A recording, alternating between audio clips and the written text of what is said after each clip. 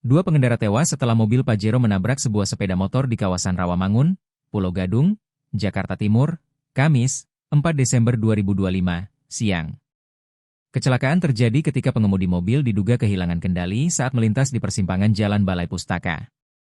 Kanit Gakum Satlantas Polres Metro Jakarta Timur AKP Darwis Yunarta menjelaskan, kecelakaan bermula ketika mobil melaju dari arah Jalan Balai Pustaka menuju kawasan Al-Azhar.